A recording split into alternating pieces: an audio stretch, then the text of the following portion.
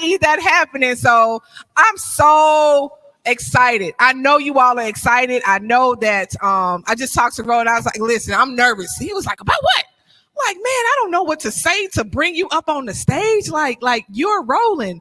So he was like, man, tell them to read the bio. It's in the agenda. Just read the agenda. So make sure you've already scanned the QR code so you can have access to that. But that's still not enough.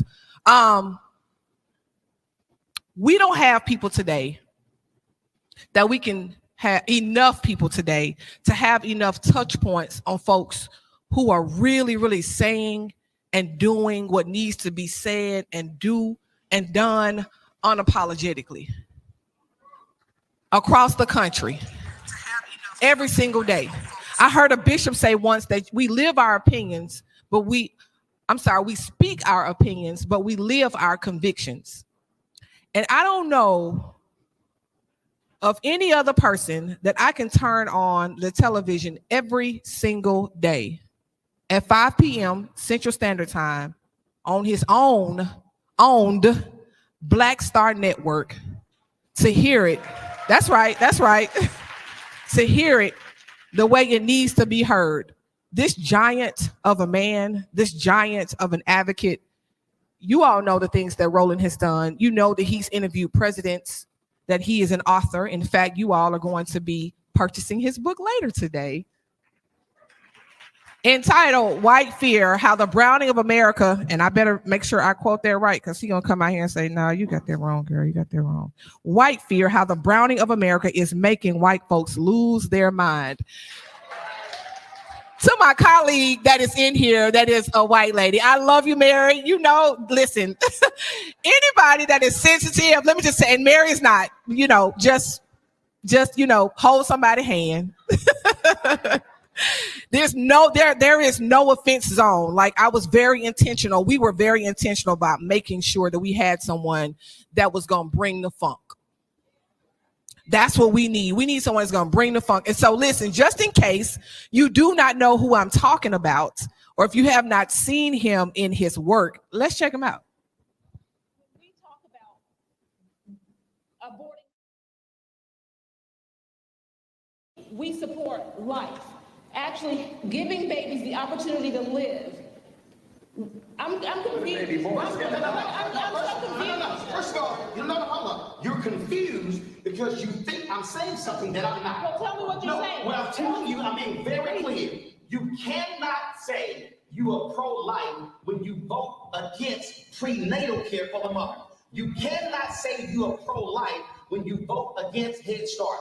You cannot say you're pro-life when you do not want to expand Medicaid to keep hospitals open. You cannot say you're pro-life when you have OBGYNs who are not available in your state. You cannot say you're pro-life when you have Black women who are dying at a higher rate during childbirth and you do nothing public policy-wise to fix it. You cannot say you're pro-life if you allow infant mortality rates to be sky high in areas where there are Black and brown people. What that tells me is you are anti-abortion. You are not pro-life. Right. Because if you are pro-life, you care about the child in the womb and the child is out. And if you are pro-life, you are standing there with Black folks when their kids are killed by cops. You are not silent. So if you're pro-life, be pro-life from the womb to the tomb, but not just in the womb. We talk about Black people. I'm just saying, if you don't know what's about to happen to us this afternoon in Gaston, Alabama, let me reiterate, he is an author.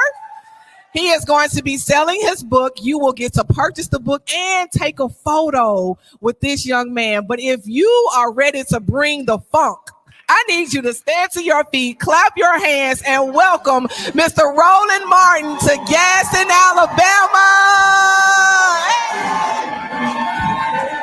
Hey. What's up, y'all? Y'all know how we do it? How y'all doing? Y'all know that's jam? Well, the alphas. I ain't want to drop that A step on y'all. I ain't want to drop it. How we doing? We good? All right. Glad to see everybody here. It is good to be back. I spent a lot of time here, Alabama. I literally was just here last week. for our Black Journalists Convention. We were in Birmingham for our convention, and so we had a great time there. So it was very enjoyable. So let me do this here. So the brother running the camera, you're going to be on the camera because I'm moving. So I ain't going to be standing just at this podium, just letting you know. We also are live streaming this on the network. And like Deontay said, look, when you own it, you can do what you want, which is important because part of the problem that we have today in this space is that we're actually asking other people to tell our story. And so we're hoping they show up. We're hoping they provide coverage. You look at this gathering here, the reality is you're not going to see media outlets covering the folks who are in this room, covering this particular event. And so what often happens then is we see things that are happening and people say, well, I don't see our folks out here fighting on behalf of our children. I hear people on television saying, well, I don't see folks in Chicago fighting against gun violence. And I'm going, yeah, because you're not covering the stuff where it actually happens. The nation's first Black newspaper was called Freedom's Journal. So it was launched on March 16, 1827. In the third paragraph, they said, we wish to plead our own cause. Too long have others spoken for us. And that really has been the position that I've always had. And that is, I'm not interested in asking somebody else for permission to cover our stories. And the reality is that speaks to us in so many different ways, in so many different areas. I was in the back and I was sitting there texting Tyler Perry and we were talking about a couple of things. And the same thing when he spoke to our Black Journalists Convention in 2018 in Detroit when I had him there.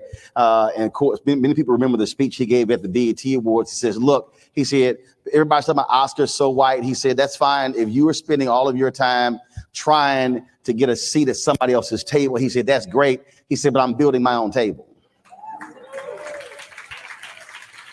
And that's what he's done with his studio in Atlanta, what he's been able to do, because the reality is nothing changes in our society unless we own it. Because if you don't own it, then somebody else has the power. I tell this story all the time. I love people when they talk about, who's the most powerful basketball player. And so they always say LeBron James is the most powerful basketball player. And when Michael Jordan was playing, they said Michael Jordan is the most powerful basketball player. And they actually got it wrong because Michael Jordan, when he played, Michael Jordan did not actually have power. Michael Jordan had influence. Michael Jordan had leverage, but he didn't have power. You see, Michael Jordan may have been he was the greatest player on his basketball team, arguably greatest basketball player ever. I still say Bill Russell. He's got more rings than Michael. But what's interesting is that Jordan didn't own the Bulls. And when Jordan wanted some things done, Jerry Reinsdorf said no. Why? Because Jerry Reinsdorf owned the team. Jerry Krause was the general manager, and Jordan often didn't like Jerry Krause, but it didn't matter. Jerry Krause was still the general manager because Jerry Reinsdorf owned the team. And so for all of Michael Jordan's power, the reality is he didn't have power. Power rests in the hands of the person who can fire you or hire you. That's power. And in fact, he learned that when he went to the Washington Wizards. And so he was head of basketball operations. And then when Jordan decided to come back and play, that's when the Wizards, they sold out games. They had never made a profit in their history until Michael Jordan played. So then when he was tired of playing, he decided, okay, I'm going to come back and go back to my job in the front office. So he goes into a meeting with Ted Leonis, who then was a minority owner of the Washington Wizards, to go meet with Abe Pollin. Abe Pollin was the owner. So they go in. Michael says, hey, I'm retired. I want to come back to the front office. And Abe Pollin says, well, Michael, we appreciate all that you've done, but we're going in a different direction. And Abe Pollin then hands him a $10 million check, thanking him for his services. And Michael was sitting there stunned because he thought when he was done, he was going back to his old job. So he turns to Ted Leonis and looks at him like, what the hell's going on? And Leonis is looking at him like, I don't know what the hell is going on. I thought this was going to happen. And literally, Abe Pollin said, thank you, but no thanks. We appreciate all that you've done. Jordan storms out, leaves the $10 million check on the table, gets in his car, drives off the lot, pissed. Michael Jordan learned a lesson that day. You did not have power. Abe Pollard had power because he was one of the owners of an NBA franchise. Now, when Jordan later became an owner, Jordan had power because he owned the team, which he recently sold. And so I say that because that's the mistake that we're making. We go across this country and I hear black folks talk about gentrification and they keep complaining about it. And I keep saying, if you are a renter, you do not have power. The person owning your house, owning your complex, that person has power. And so we learn this valuable lesson constantly because here we are trying to go up against forces and we're complaining about what is being done because we're not literally seizing the power or using the power that we have because we are in a power imbalance.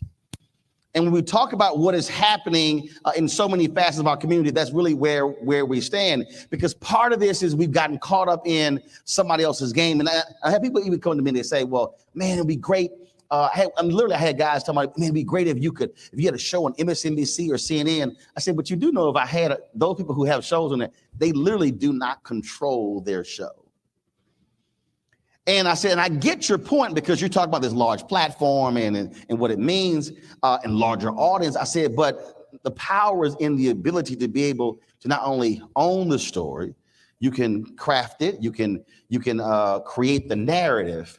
And that's hard for some people because for many of us, and we really want to be honest, and this probably will be my next book, because I've been talking about it. And next book might be white validation, where a lot of us are so caught up in becoming a crossover success that we lose sight of the fact that when you lose control of it, then you can't now set the narrative.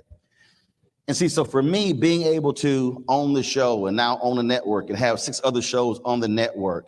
And the thing is, because of who I am, I still can pick the phone up and I can call A-list celebrities and have them on the show. So the reality is I don't do what I do because there's CNN behind my name. And I decided a long time ago that I was never going to be in a situation where things happen in my career because the back of my name had a title on it. There's a great movie called The Insider, and it's a true story about tobacco fight between CBS and Big Tobacco. And there's a great scene where Lowell Bergman was a producer of 60 Minutes. He says, Lowell Bergman, 60 Minutes, I wonder if my calls will get returned when that's not the end of my name. And I remember watching that movie, and I said then, I will never say that because my calls will always get returned because of who I am, not a title behind my name. And I say all of that because when we're talking about why you are meeting, when you're in a position of power, of ownership, when you don't owe anybody anything, then you are in a position to say what it is that you want to say. See, I own the show. We have no debt. I owe nobody. I have no partners. In fact, I was calling out this advertising agency, and it was hilarious because the agency was not too particularly happy. I'm only checking my text message because my niece was calling me. Is it urgent? Y'all know I'm real black. Is it urgent? I'm in the middle of a speech. You would know this if you checked the family group chat.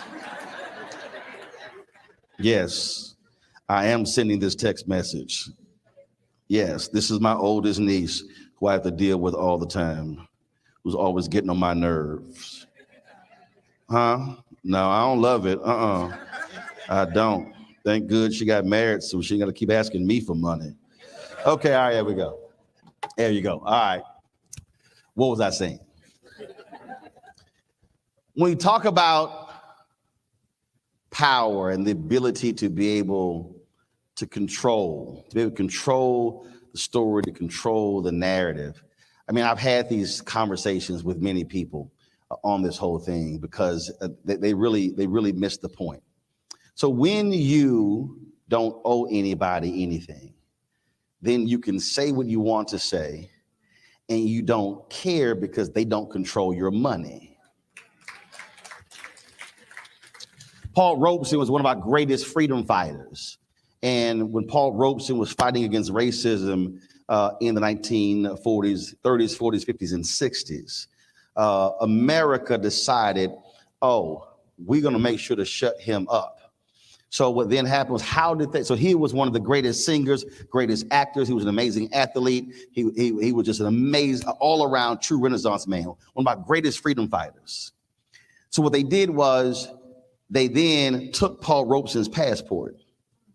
Paul Robeson then could not make money singing internationally, and he literally died broke. He took his money.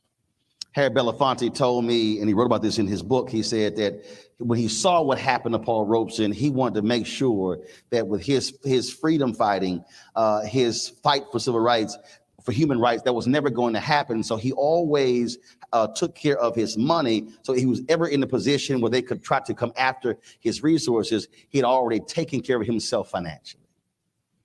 And so when that happens, you have to understand that there are forces, because one of the greatest ways they come at folks, they go at pocketbook. And I remember I was at CNN and I was having this conversation, and I always believe in multiple revenue streams. And I had a white producer who's been quite paternalistic with his tone, and I don't tolerate that from anybody. And so he was basically saying, well, you know, you need to do this and you need to act right because what this could do for you. I said, whoa, bro. I said, let me help you out. I got 5 revenue streams. You are number 3, meaning there are 2 are higher than you. I said, so if anything happens here, I just simply turn this way and I keep moving. I needed him to understand you do not control my money, so therefore you do not control my voice. And that's really and unfortunately, that's what happens. And so I remember being at the National Charter Alliance, and they invited me to a meeting. And we're in the room, there's about 30 people in the room, and it's 2 black people in the room. And there's 1 Latino guy in the room, and everybody else in the room white. Now, I ain't got no problem with white folks, but I had to tell them, if we're gonna have a conversation about public education, and a majority of the people who are in schools today are black and brown, this room cannot look like this. So we're sitting in, I just told them. So we're sitting in the room and I'm talking and I'm trying to explain to them that you cannot advance this initiative if you don't have relationships with the Congressional Black Caucus, if you don't have relationships with black community leaders all across the country.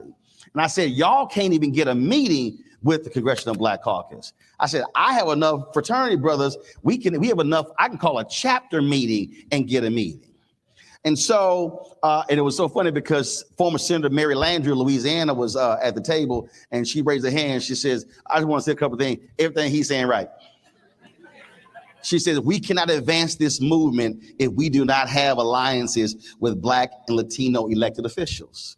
Now, also, as I was talking, because I have an initiative I created one with my wife called School Choice is a Black Choice. It was a Latino gentleman. And so he said, you know, I keep hearing all this black stuff. I'm Latino. I'm all about unity. I was like, hey, man, be real clear with you. You can create Latino. You can create School Choice is Latino choice. You can create whatever you want to. Roland's here for black people.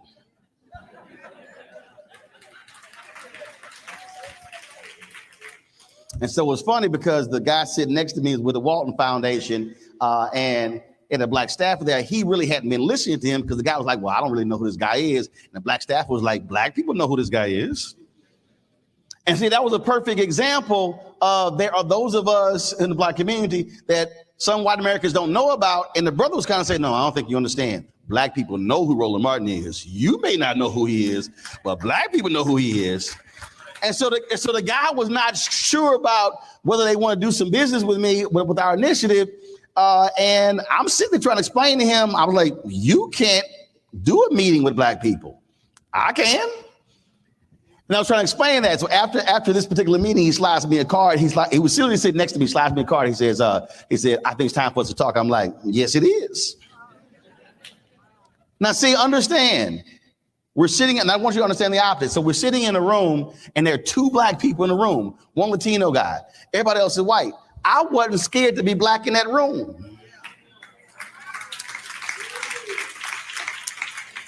because I can't be scared to be in that room if I'm advocating on behalf of Black people. And then when I know exactly what is happening educational wise with Black people, I am not going to walk into certain spaces and I'm going to lessen my Blackness to make somebody else comfortable when the data shows exactly what is happening economically. And I'm gonna challenge white people, I'm gonna challenge Black people, I'm gonna challenge Latino people, Asian, I don't care. My motto as a journalist is, if you do good, I'm gonna talk about you. If you do bad, I'm gonna talk about you. At the end of the day, I'm gonna talk about you. That's my motto. And so the same thing applies when we're talking about what we're advocating for. And I think what often happens is too many of us are so unwilling to challenge status quo, to challenge power, and to actually advocate for Black with a capital B. And so when we did the school choices, the Black Choice Tour, and Neonta was participating, we went to Birmingham, we went to Montgomery, went to these different places, and it was interesting because I was going up against Black people who were against school choice, who were against charters, and so I remember we had the thing in Birmingham, and there was this one person, he was like going off, and they were like, "Oh man, so and so's on your panel," and I was like, first of all, I've debated many people. I done put many people in rhetorical body bags. Anybody saw Chris Christie on ABC This Week a couple of years ago? He's still mad. That was 2 years ago. Bill O'Reilly, all of them, take your pick. I've debated them all. I ain't afraid of nobody. I done checked President Obama. I called out Oprah. So I ain't afraid to hit nobody. Don't none of those folks pay my salary. Roll good. And see, when you're unafraid to challenge power, then you're actually walking in your full prosperity. You're walking in your anointing. And so where we are today, we've got to have people, Black people, we've got to have white people, Latinos, Asians, Native Americans, who are unwilling to silence themselves or temper their voice when we see what is happening educationally in this country. You should not walk into any meeting not pissed off. When you look at the billions of dollars that are being spent in these cities, in these states, in this country, and when you hear people angry when you're trying to change status quo, that should tick you off. See, for me, this is real easy. I went to public schools all my life, kindergarten all the way through college. I rode buses from elementary school all the way through college. I ain't never been to a private school. We drove by private schools, but I ain't never been to a private school. That's never happened. And so I love it when people say, Roland, positions you're talking about destroying education. I'm like, no, I'm not, because I'm literally seeing minds being destroyed because we're unwilling to change how we are teaching and reaching our children. I have one standard. It's not a Black standard. It's not a white standard. It's not a Texas standard. It's not an Alabama standard. It's a basic standard. Are our children being educated and properly positioned for the future to be able to have a better life than the ones their parents had? That's my only standard. Now, if you can show me y'all are doing the job, great. I will support that. I will advocate replicating that. But what I will never do is support failure. And I will never support failure no matter who is in control. And so I was in a meeting, and I remember I was speaking in Washington, D.C. It was a conference, and they were advocating for vouchers. And I knew the game. And again, I'm looking in the audience, and I ain't seen many people who look like me. And so I asked the question. I said, okay, all the people in the room, I said, if you really and truly believe in the power of vouchers, you should be advocating for vouchers to be used exclusively for the bottom 10% of students. And the room got real quiet. And I said, and the reason you should be doing that, I said, because the bottom 10% does not look like this room. Then everybody got real quiet. And about 4 years ago, Steve Perry called me. He said, hey, I'm on the phone. And there's a woman who runs an organization in Texas, and they were trying to get a voucher bill passed. And he said, I don't know about Texas. He said, but my man Roland's from Texas, so let's call him. So they called me. And so he's on the phone, she's on the phone. So she's telling me about what they're trying to do. She's like, we want to mobilize and organize Black and brown parents around this initiative. And so I said, what's the name of your group? So she told me, why is she talking? I'm Googling. So she's still talking. So when she got done, I was like, well, first of all, you're going to fail. I said, the proposal DOA. She's like, what do you mean? Now, mind, what she didn't realize, I was in Texas a couple of months earlier, and I was playing the golf tournament with the Texas Legislative Black Caucus. And they were all against it. And they were all coming to me like, Roland, we don't understand why you supporting this stuff. I said, well, let me explain to you why I'm supporting it. But I then began to explain to her, I'm trying to understand, how are you over a school choice initiative in Texas? And I said, let me ask you a question. Do you know who the high performing charter schools are in Texas that are Black charter schools? She says, no. I said, so I'm confused. You have a school choice organization and you don't even know who the high performing Black charters are in Dallas and Houston. I said, do you know why? She says, why? I said, because your whole board is white.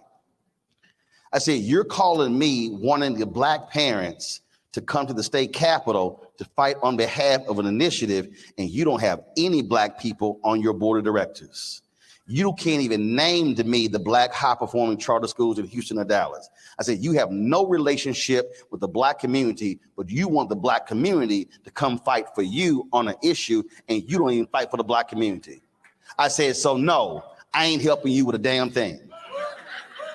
I said, here's my suggestion to you, because the Texas legislature meets every 2 years. I said, my suggestion to you is for you to take your behind to Houston and Dallas and go talk and meet with some Black people and some Black parents and some Black schools to learn what Black people want. And then when you do that, then you can ask Black people to come mobilize or organize to fight with you. I ain't heard from her since. But I needed her to understand you're not going to pimp my community to advocate for an issue, and I ain't never seen you. So what I'm saying is, no matter where we are, we've got to be willing to challenge people where they are. When someone says, oh, I believe in this issue and I'm advocating on behalf, we should be saying, no, what have you done? What are you doing? If we haven't seen you at meetings, if we haven't seen you talking resources and talking how to improve, all you're doing is paying lip service. And that's what I mean by challenging power. We can never change anything in this city, in this state, in this country, if we're unwilling to look somebody in the eye and say, what you're feeding to me is a bunch of BS, and I don't eat BS. Because there are a lot of people right now who are feeding us BS when it comes to education, and they care nothing about the future of our children. When we had an event in Selma, 90% of the people who were there were against what I was talking about. And we had a sister who was on the state school board. We had a brother who was with Alabama, was the Alabama Education Association? That's what it was. And so I mean, he was hot. I ain't care. And I'm hitting everybody. We had a sister who was the first female Division I athletic director. And this is what she said. She said, I would not authorize my scouts to come recruit any athlete in Selma because I know that based upon the scores, they will not be able to meet the minimum academic standards to play. So because of the state of education in Selma, she said, even your best athletes will not be able to qualify for scholarships. And folks in the meeting just telling us all this. And then I love it when the people always say that. I've been on shows where they say, well, if we had equal funding, that's always the line. And so the brother kept telling me that. And so I go, have you ever had equal funding? He went, yes. And I was like, really? I said, when? And so he mentioned the year. I said, well, what were your numbers? He said, well, they're better than they are now. I said, no, brother, not an answer. I need specifics. And then finally, a sister who was on this side, she says, I got it. She pulled up on her phone. The failure rate was around, in terms of meeting test scores, around 94%. I said, bruh, you think that's success? Now, again, when I'm looking at this issue, we're talking about education, I'm not looking at where our children are today. I'm projecting where they're going to be 25 years from now. When I'm looking at how our children are performing in a classroom, I'm looking at what is their life going to be like when they are 25, 30, 35, 40, and when they have children. And I love when somebody tells me, oh, well, Roland, I don't understand. You know, you're not an educator. You've never been in the classroom. I'm like, you right. My brother's been a teacher. Two of my sisters, one has been a specialist. I'm the only one who hasn't. But I know one thing. I've raised 6 nieces. And I've been the one responsible when two of my nieces came to us 4 grade levels behind. I know when the twins came to us at 18 months, when they went back a year later, they were 4 grade levels ahead of any other kid in nursery school. I understood exactly how we were teaching them and training them and raising them. I know exactly how my parents treated us. And what I made clear is I'm not going to let anybody dismiss the role of Black mothers and fathers and aunts and uncles when it comes to the education of our children. If we're talking about parental choice, our point is we're not just going to accept whatever somebody's giving us, a principal, a school board, a superintendent. Look, I had 2 parents. My parents, look, they're married 56 years. In June, both turned 76 this year, no college education, but every damn principal at every school we all went to knew exactly who the hell Mr. and Mrs. Martin was. I mean, like everybody. And they gave teachers hell. I remember we had one teacher called, they would complain to something about, you know, oh, your son's not acting right in the class. My dad was like, what do you exactly do? He was like, why are you calling me to handle your problem? I was sitting there like, damn, okay. I was like, I agree with you. Now, when he hung up, he was like, look, I need to shut your damn mouth up when your ass sitting in class. You're talking too much. I told my dad he needed to apologize to me for that because I was practicing then what I do now. I said, so you living in my house that I paid for, and I'm paying all your bills, so you owe me an apology because I was preparing then for my future life. I said, because I get paid to talk for a living now. I said, you benefiting from all this talking. I said, so all them butt whippers I got, you should apologize to me. He was like, that ain't happening. But they were constantly challenging those who were supposed to teach us. And they were constantly challenging them in every facet. And again, every school knew who my parents were. I remember being in the eighth grade and we're in the library and this teacher, Ms. Hart, she actually had the audacity, the mitigated gall, had a security guard check me to see if I had drugs on me. Because my eyes are bloodshot. First of all, my eyes been red since I was a kid. I grew up next to the ship channel in Houston, like literally all of them chemicals and everything from the day I was born. Grew up in Clinton Park in Houston. Like literally, I could look in the backyard and see the smokestack. So I got home. So I told my dad. My dad said, "Excuse me." So my dad said, "Go get the white pages." All right. So there's some people in this room. So the white pages was a thick book that had the phone numbers listed for businesses, for schools. Some of y'all looking like, I don't know some of y'all looking like, what the hell are the white pages? Y'all thought I was gonna call it the black pages. No, it's black print, but it's called the white pages. And the white pages, yellow pages. White pages about that thick, yellow pages about that thick. Some of y'all right now have no idea. Just go to a museum and or go to somebody's house who's 70 and older, go to somebody black 70 and older, or somebody white 70 and older. I guarantee you, they got a big ass book underneath. It's about 30 years old. You see what I'm talking about. So my dad said, go get the white pages. So I went and got the white pages. And he, in Harlem Middle School, he called principal. He called, I need to speak to Mr. Broussard. Sir, he's busy. I need to speak to Mr. Broussard. You tell Mr. Broussard, Mr. Martin is on the phone. Now, Mr. Broussard knew exactly who Mr. Martin was. Now, see, let me help y'all out.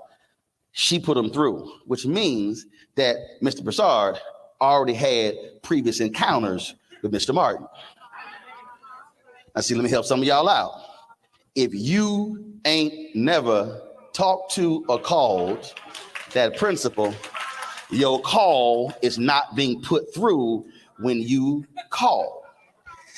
Mr. Broussard knew who was on the phone. Mr. Broussard knew that black man is crazy.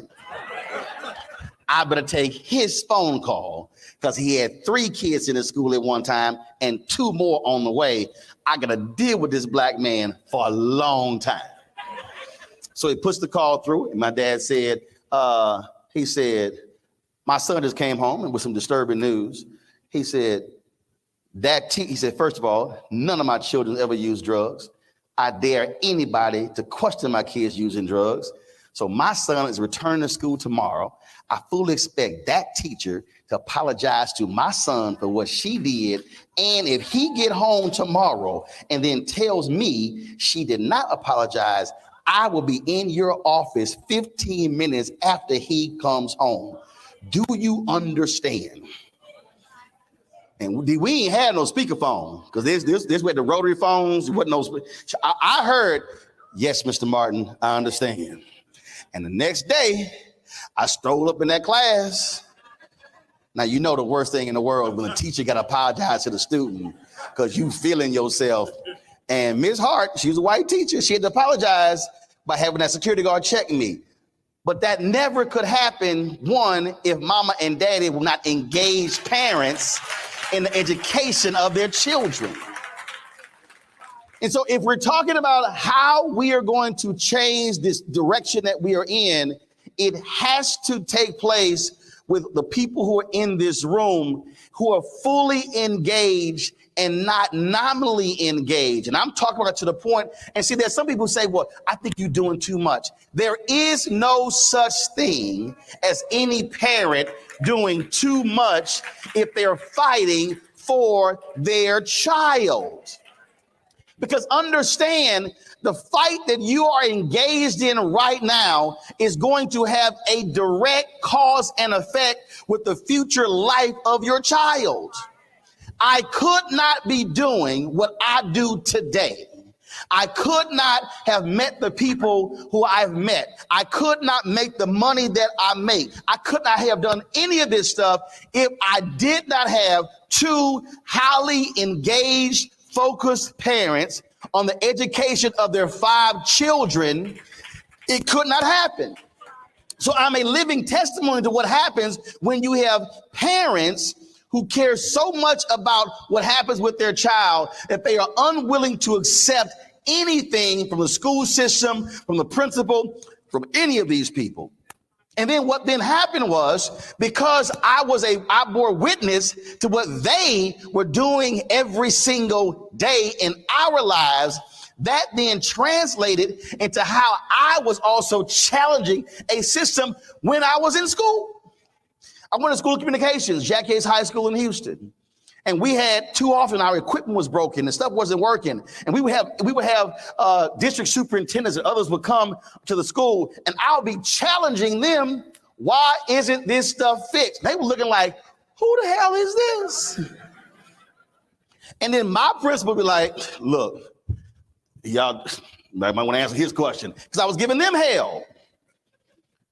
See, the thing is, I wasn't going to accept a subpar education while I'm going through it. And so while we are talking about how do we raise up strong parents, we be raising up our strong kids to be challenging the very system they are sitting in. And trust me, I had some teachers and some principals and some people in the superintendent who were area superintendent. They were like, I don't know who the little black kid is. But I was the same way now I was then. That's where it started, because I knew that what was happening then had a direct correlation on my education. And I was not going to sit there and have parents who are taxpayers and have our money go to waste and just simply accept whatever folks were giving us. It was even to the point when my senior year, school communications, the teacher left, who was the television instructor for my freshman, sophomore, junior year. So I came to school early. Anytime stuff had to be shot, I was the one who they called.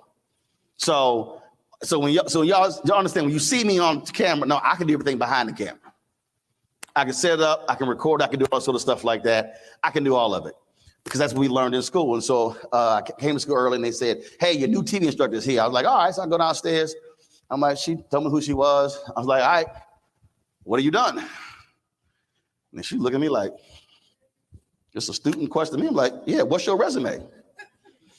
And then so she said, oh, she's a Prairie A&M graduate. She said she interned at CNN. Now she working here. I was like, I'm sorry. All you've done is intern? I said, you haven't actually worked in the business? She said, no. So I'll be back. I went upstairs. Who the hell hired this woman? They were like, what? I said, I'm sorry. This is my senior year. Y'all hired somebody who's only interned at CNN? She never actually had a job in television? What can this woman teach me? The communications director was looking like, Roland, I said, what can this woman teach me? And I was hot. And the reason I was hot, again, this was my senior year.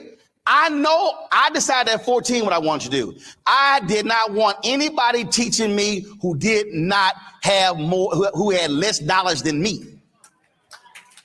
That's how much I cared. So again, what I cared about came from my parents. And so me and her did not get along. I was like, she can't teach me jack. She couldn't. I'm just being straight up honest. And then one day the principal came in and had some guests and he asked her to set something up, but she couldn't do it. And so like next day, she called me. She had to close my door. I was like, all right, what she want? She's like, look, we need to come to an agreement. She's like, you know how all this stuff work. I don't. And I was like, yep. She was like, so we need to come to an agreement. She told me what happened. I was kind of like, you know to set that damn shit up, huh? Now I want you to understand, I had people like, oh, man, you were hardcore. You were cocky. You were arrogant. I said, no, I was focused because I was not trying to waste a critical developmental year at the school because I knew exactly what my goal was. I walked onto that campus saying, I will leave here as the best student that has ever come through this school. That cannot happen if I'm getting a subpar education. So when I went to Texas A&M, I walked on the campus ahead of seniors. I challenged professors there. I had a professor teaching a television writing class who never worked in television. I was like, how can you teach me TV writing? You ain't never worked in TV.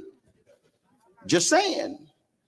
And I literally told her, you know what? Why don't we do this here? Why don't you teach the rest of the class separately? I'll just be over here. I did. I'm trying to get you. Y'all like, okay, he really is crazy. But again, I knew what I wanted and I could not accept weak teaching because it was not going to get me where I wanted to go.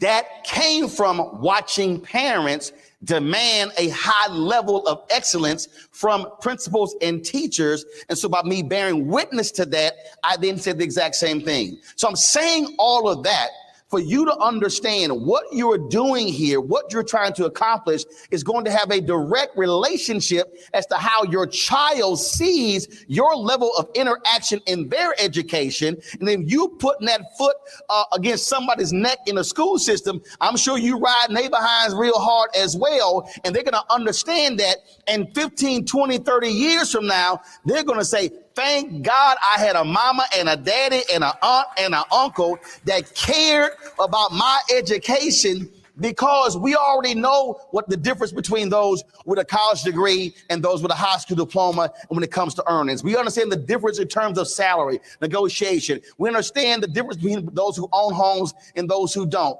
Literally, what you're doing right now is going to have a direct bearing on the future economic imbalance between blacks and whites in America. I need you to understand this thing is much. I need you to understand this is not just about you. What you're doing here can literally change the future direction of Black America. Okay, some of y'all don't believe me. I get it. Some of y'all don't believe me. Okay, got it. How far is Montgomery from here? No, how far is it?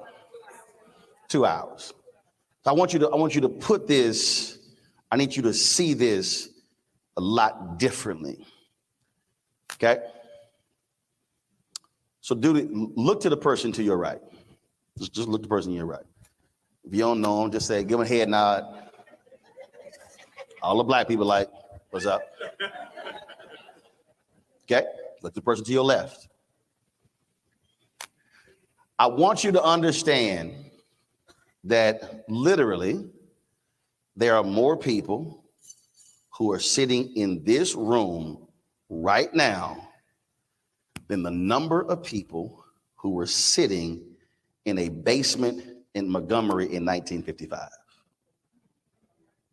Again, I need you to understand when I say just the gathering in this room has the potential to literally alter the history of America based upon what you're willing to do after you leave here.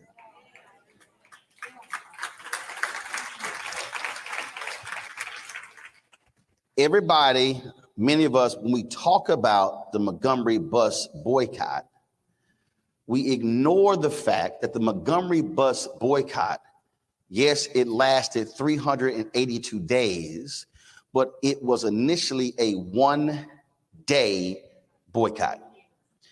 It was never designed to last 382. It was one day.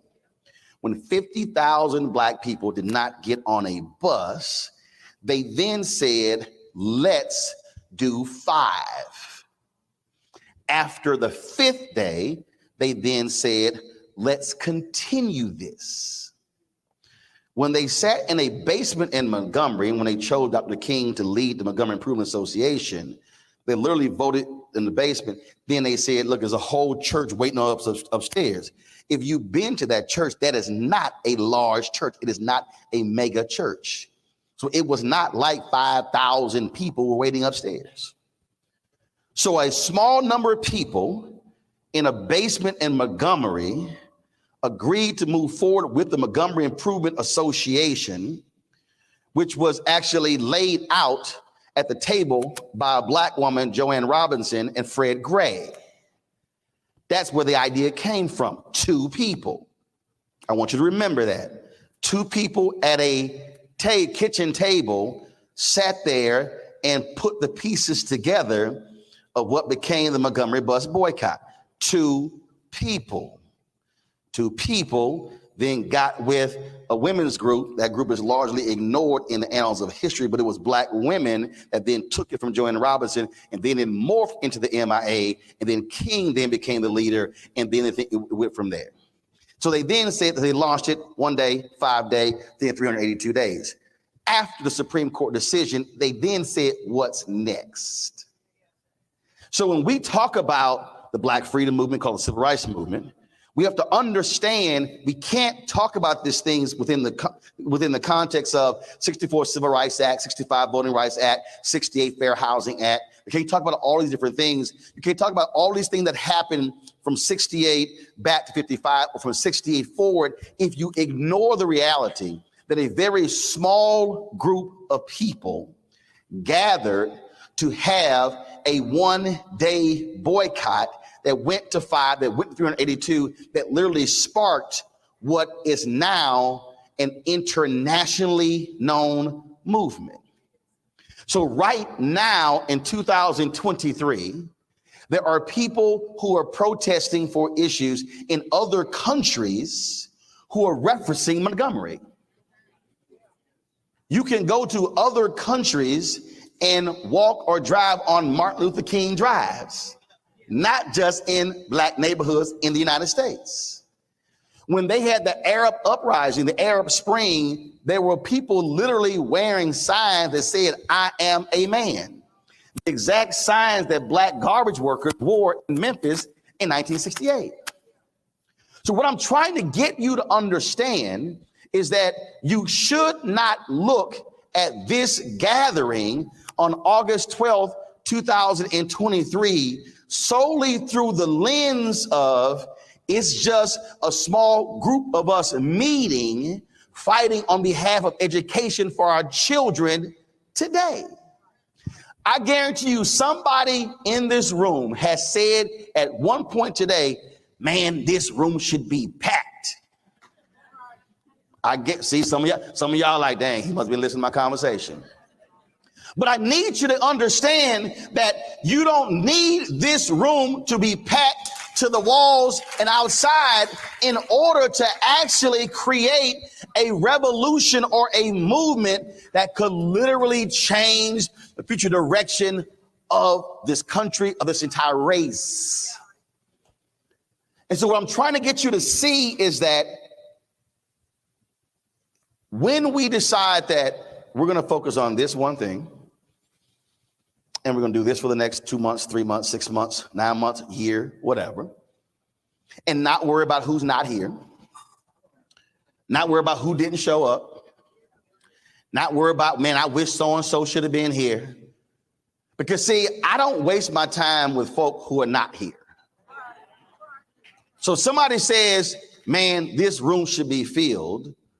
This is how basic it is. If you look at the size of this room, if you literally meet 6 months from now, and if each person in this room brought one person with them, you would not have any space left. Why am I breaking it down that simple? It's because one of our greatest mistakes when we talk about how do we transform things, transform communities, is we're so caught up on who's not here, who didn't show up, who should have been here. We overlook who actually showed up. We focus on why so-and-so should be here. I don't worry about who's not here. I spoke to my parents' men's church, place seated 3,000, and somebody said, we had probably about 800 brothers. Somebody said, "Man, it should be packed." I said, "Bruh, I don't talk to empty chairs. I talk to chairs where somebody's seated." And I was trying to get them to understand that. So when we now step back and go, okay, you're black Alabamians for education. So now what's next? What's next? How do we now take what I call moments and literally transform them into movements? You have the bearings right now already of a collection of people that when it's time to move on school districts, you have the data of who's already showed up. So who's from Birmingham? Raise your hand. Got it. Who's from Gaston? Raise your hand. Got it. Who's from Huntsville? Who's from Montgomery? Who's from Mobile? Who's from, so follow what I'm saying. So you already have, so the number of Gaston folks in here. When it's time to mobilize and organize something specific with the school district, you already have the body of people to march to the school district.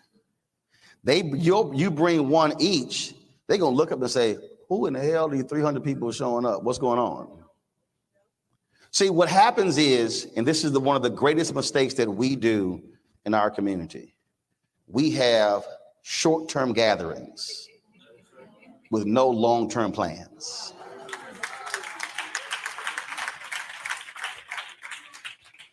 I need you to understand, when she showed you the video of my show and mentioned the network, I launched the show on September 4th, 2018. I launched the network on September 4th, 2021. When I launched the first show, the plan was always to have a network, but I can't get to a network unless I have a successful show. One show now has 7 shows, but the plan was always a network, but I couldn't launch the network first, but don't have one successful show. And so what I want you to do leaving here, I want you now to be thinking about, am I in this for the long term? Montgomery started December 1st, 1955. It was driven by August 28th, 1955, the lynching of Emmett Till. Starts 55. That's a 13-year process.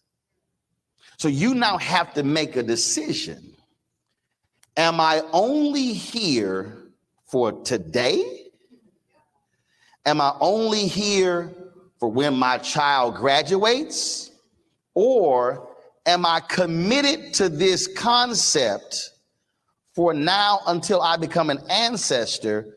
Because if you say we are committed as a group, then now all of a sudden you have the creations of an entity that folk will look back 5 years from now and go, where did these Black and white folks come from? How did they grow to be so large and so powerful? And then all of a sudden, you're now in a position to truly challenge power. Now you're in a position to seize power. Now you're in a position to control assets.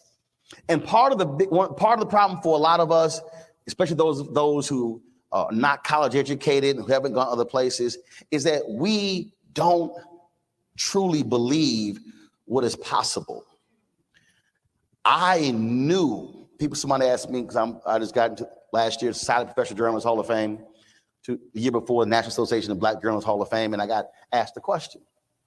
And the question was, I bet you never imagined you would achieve the things that you have done. And I said, you're wrong. I did.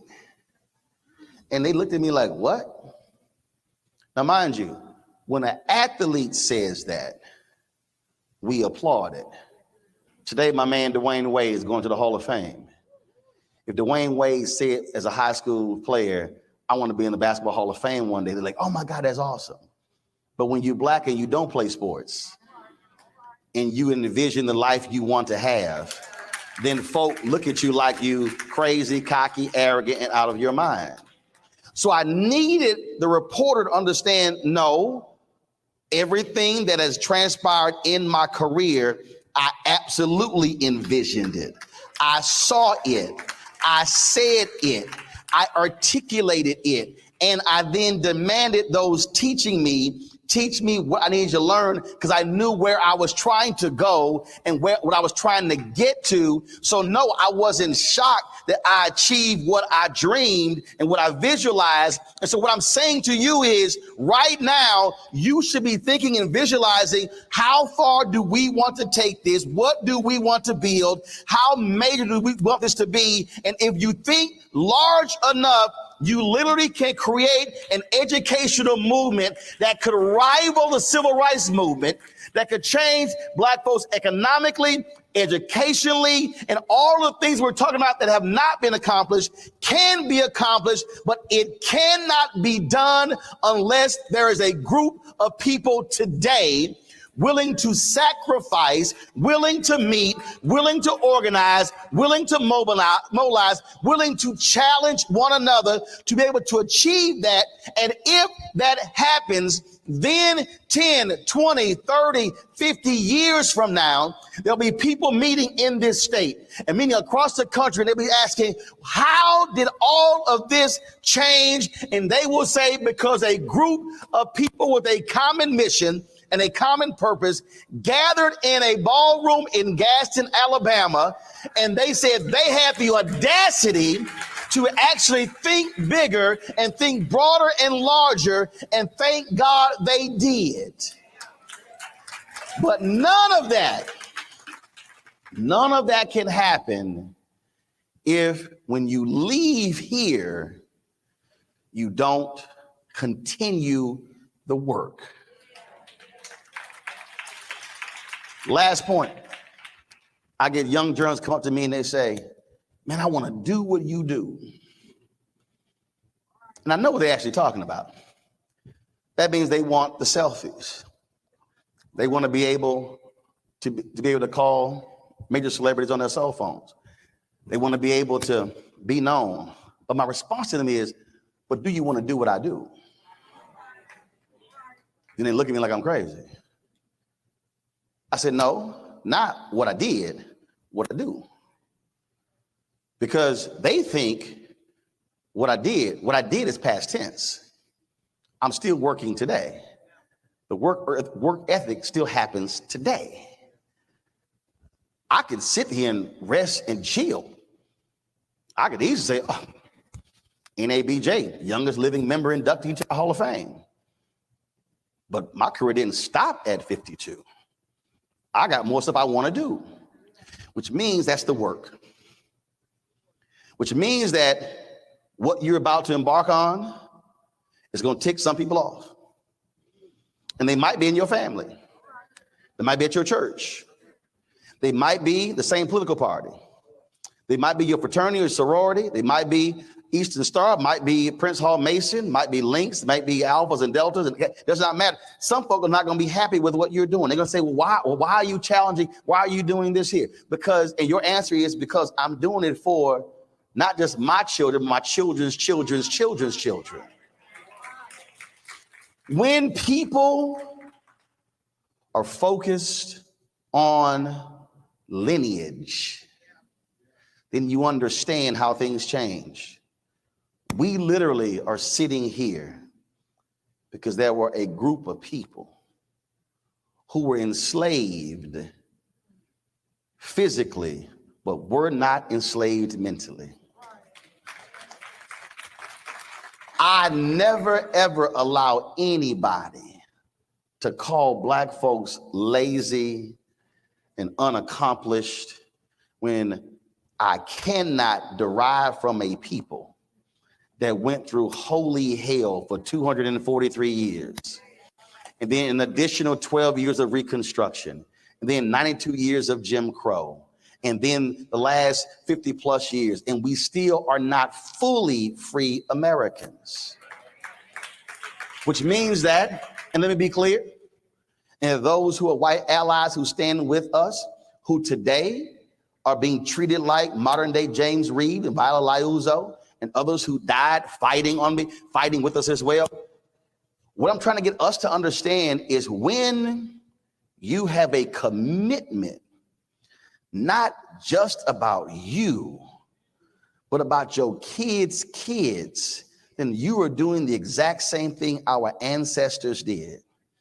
And so if today we talk about Black political power and they always mention the Black Panther Party in Lowndes County, if today they talk about the Black Belt and the foot soldiers, today they talk about the children in the Birmingham movement, if today we talk about in such lofty ways with those Black folks who put it on the line for us to be where we are, I want you to close your eyes and visualize them saying the exact same thing 50 years from now about a small group of Black folks and white folks who gathered in Gaston, who had the audacity to actually say, we can make this thing better for our people.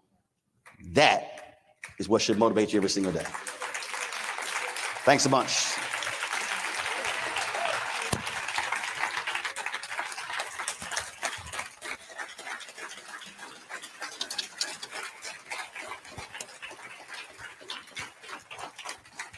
So Deontay, what we got? We got questions? What are we doing? Where'd she go? Okay, we got questions. Who has a question? I'll wait till she come on stage. I don't know where she at. Somebody got a question? Anybody? Yes. Stand up. How do you decide that Facebook is safe for your people? Media is the second most powerful institution in the world behind the military. So when you look at anytime there's a coup anywhere in the world, they get control of the guns first and media second. Media controls hearts and minds.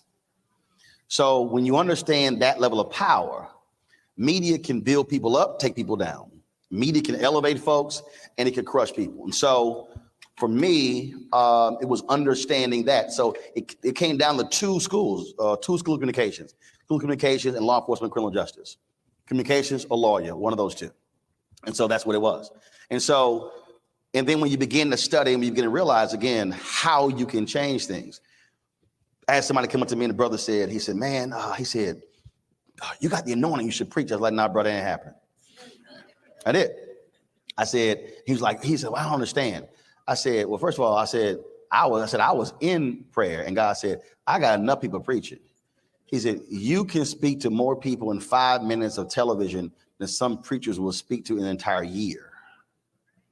The question is then, how do you use that mic? If you go look at my Breakfast Club interview, I told Charlemagne and Envy the same thing. I said, respect the mic.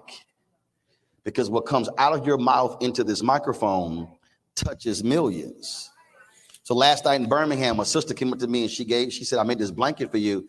She said, my mama homeschooled me and all these years, you were my Black history teacher.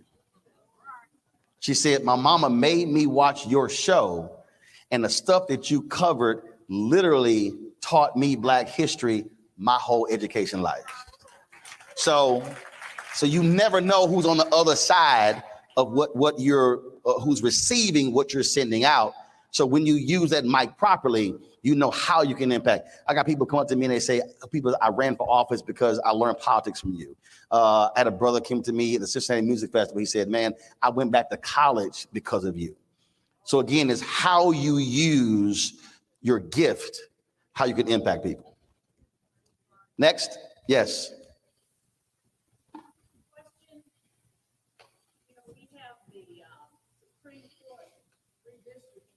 Yep.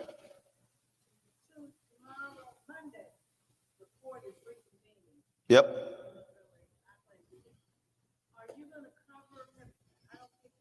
Yes, we have. Oh, yes, we have. I covered before the Supreme Court decision. Absolutely. And the Louisiana case. Oh, no, we've been on it. Oh, absolutely. Oh, absolutely. Yes. Stand up. Great.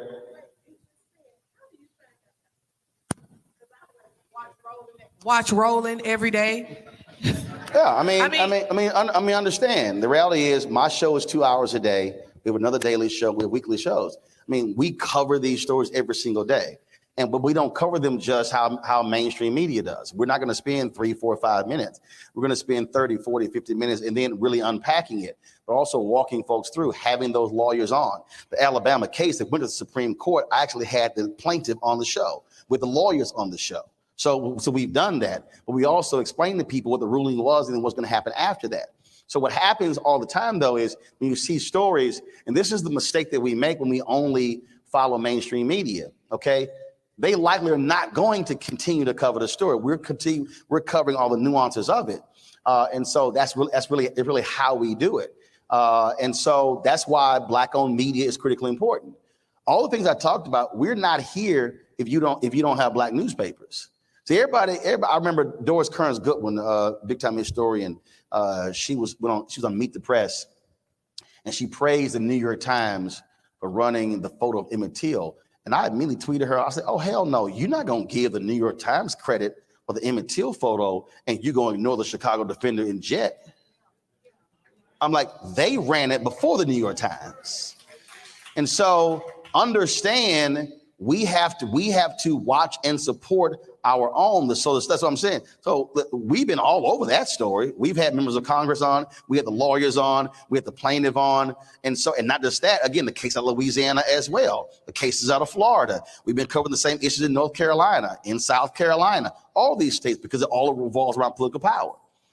And so it's the sources of information that we're getting it from. And I'm just going to tell you right now, the stuff that we do that speaks to African Americans, MSNBC, CNN can't touch. When I ran, when I was at TV One, we were the television critics tour. And actually, I said this before when I ran Chicago Defender.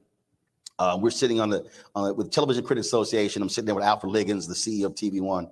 And so one of the critics asked me, they said, well, you're starting this morning show, but how are you going to compete with the Today Show and Good Morning America? I said, I'm not. So Today Show, Good Morning America makes $500-600 million in profit for those networks. I said, I'm not competing with them every single day. I said, but I can guarantee you one thing, they will never out-black me. And so the CEO, he looked at me, he's like, hold up, I ain't never, he black, I ain't never heard that before. I said, here's the deal. They can cover wars, they can cover all these things happening around the world, they can cover all this Hunter Biden, all this sort of stuff. But on a black story, ain't nobody out-blacking me.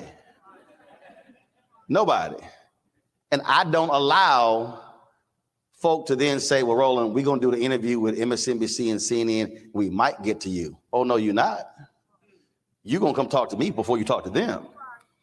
Because see, on the next story, when they don't have you on, then you're going to come to me.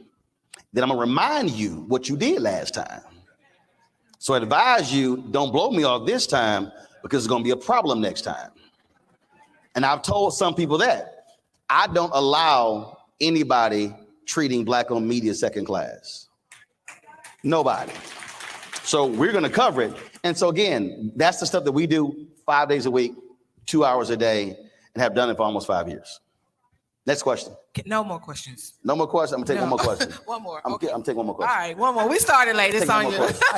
Tell me no more questions. Can I co-answer that question? Go. Okay, I just want to co-answer by saying the way you stay informed is know who you elected to serve you.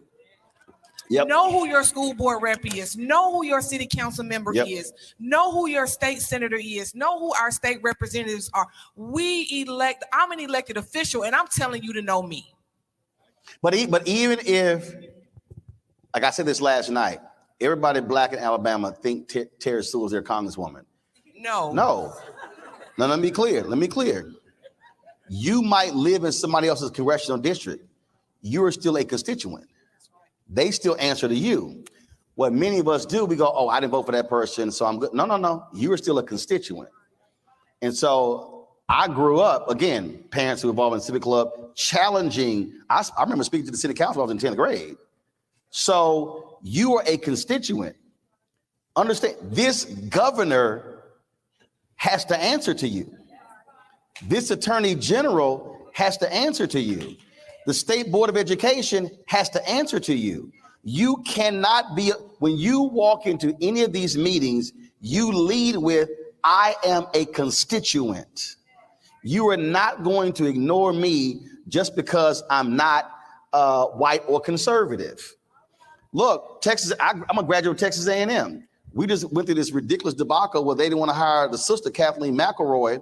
We got text messages where a board of regents are saying, oh, this is an awful hire. I thought we were creating this journalism school to create more conservative journalists to get our message out.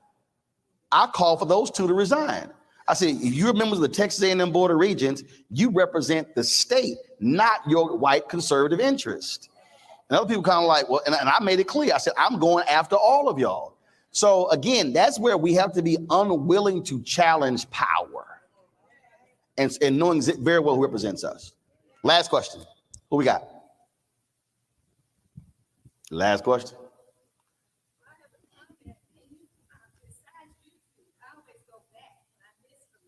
Yep.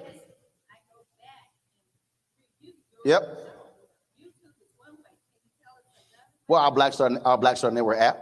So you can actually download our app. We're on the Apple phone. Everybody got a Fire Stick. Yeah. Download the app on your Fire Stick. Android phone, Apple phone, Android TV, Roku, Amazon Fire TV, all of those. But also, again, go to YouTube. At the end of the day, that's worldwide. So we're on there. You know, our network, we're on Plex. We have a 24-hour streaming channel on Amazon News, on Plex TV as well. But we're on all different platforms. But I make it easy to folks. Just go to the YouTube channel. And if you missed the live show, we didn't restream it 5 times in the next 24 hours. And the beauty is, the content is always there. And that's the piece. And so these things are continuing to happen. These issues that we cover, again, we'll be restreaming this. And again, that's the power of when you control the platform. You're not asking somebody, can you please cover this? We're like, we're good. We got it because we own it. Where'd she go? She come out here telling me no more questions. Now she gone. All right, I'm going to take one more question. You move, you lose. Yeah. No, you moved.